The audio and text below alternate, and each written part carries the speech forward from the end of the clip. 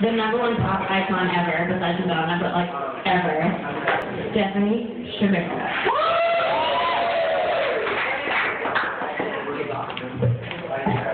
Hi. Good luck, Tiffany sang to me as she sauntered down the hallway, her 2 long braids swishing back and forth behind her. Ha! Luck? I didn't need it. I itched at the tool scraping me underneath my hot thighs and patted down my froey hair. Mr. Van Wagner opened the door, looked from his clipboard over at me and sighed, calling me in. I smiled my best American girl smile, and he closed it on me and asked me for my sheet music.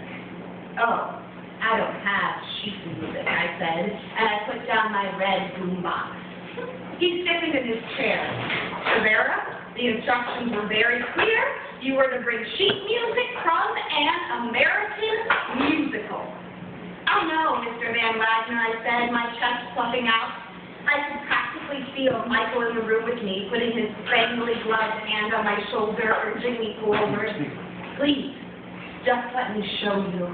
Mr. Van Wagner, overcome by humility and a public school teacher's weariness, leaned back in his chair, pushing his glasses up his sweaty nose.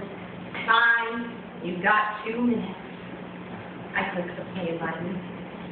6 years before this moment, my family moved, the first in a series of regular relocations that would shape my life. This first move, however, was monumental. I was 5. We had been driving forever. The sun magnified itself through the curved black window of the station wagon. I blinked and pressed my eyes to the glass.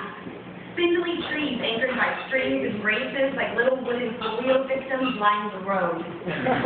My dad swung us into the driveway of our new house, but I was facing backwards, looking across the street, and I saw them. Big, doofy kids, scrawny, scratched-up knee kids, girly kids, and pigtails all huddled around some damaged animals. I unclipped my seatbelt, stepped over my sister who was strapped in her car seat, ran to the end of the driveway, dropped my fist on my hip. Hey, kids! I yelled, come over here and play with me. I'm the new girl. There was some hesitation, and then Dustin, who would later become my kindergarten class buddy, broke from the group and headed over. Slowly, everybody else did too. Maybe if we had moved somewhere else, my whole life would be different. So we moved to Detroit. Woo! Where the Salonathon, where the Korean girls next door played clapping games to the rhythm of Rock and Robin, and the girls down the road reworked ABC for Double Dutch. I'm not sure when the first 78 hit my play school record player. I do know that there is a video of me swirling around in a white crocheted dress to beat it. The footage shows my sister, Dustin, and I spinning and crashing into each other and dancing all to our own rhythms. It is footage of the world's youngest mosh pit. Dustin and I would watch and re-watch Thriller till we burned the tape, memorizing all of the moves. So that album was the very first thing I ever bought with my own money. Yeah. At night, my mother would stand in the hallway, in my room, in my sister's room. She would say goodnight to both of us, and we would yell goodnight to each other. And then I would whisper, goodnight, Michael.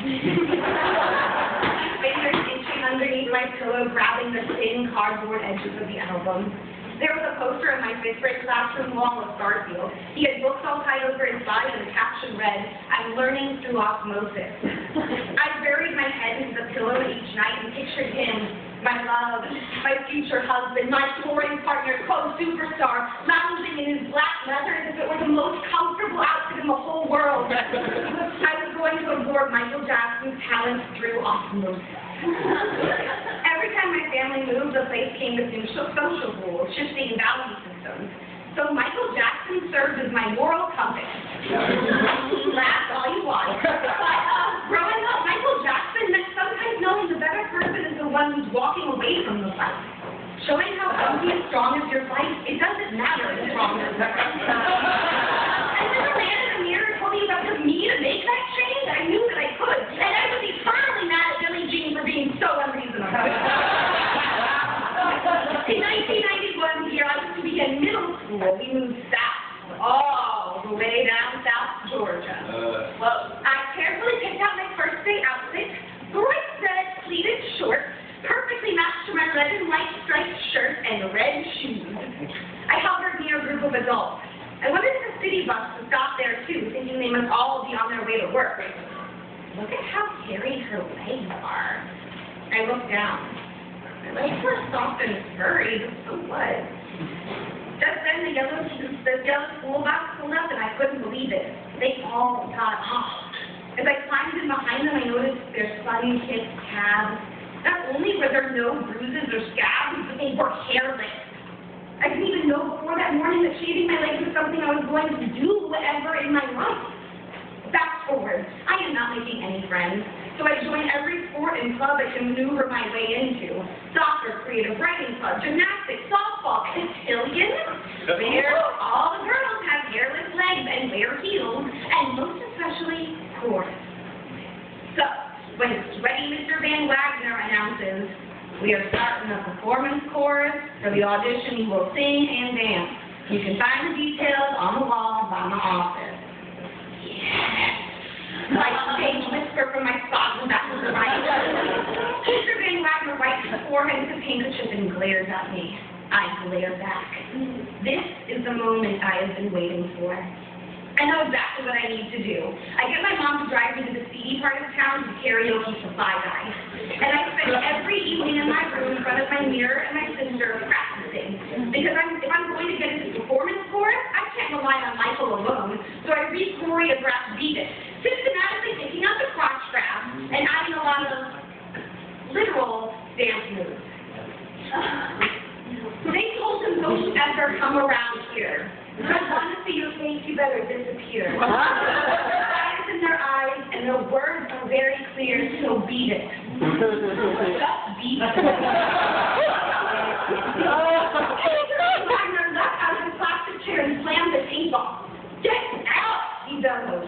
But Mr. Van Wagner, you cannot stop my audition. I can do whatever I want, he sprayed at me. You are disobeying the rules as usual. And we wouldn't even let you in performance chorus anyway. If I could buy you from regular chorus, I would. You can't sing. For the first time in my life, my brain was empty. I couldn't hear any music. I couldn't think of anything to say. I peeled myself out of a half split, rubbing it with a steel burn. I took my red boombox from him with the strap on my shoulder and I walked out.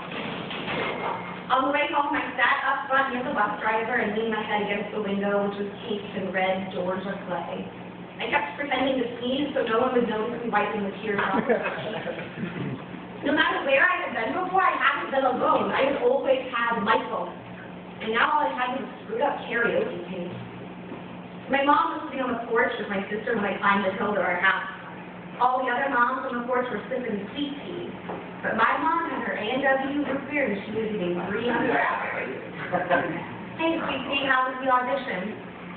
Terrible, I moaned, and I spilled the story all over the front of her shirt. After dinner that night, my parents called me into the front room.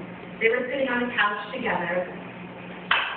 We would like to see the show, my mom said. Behind her on the fireplace mantle was my boombox queued up. I ran upstairs, I got my hot pink tutu, and I grabbed my sister. If this was going to be a show, I needed a backup dancer. I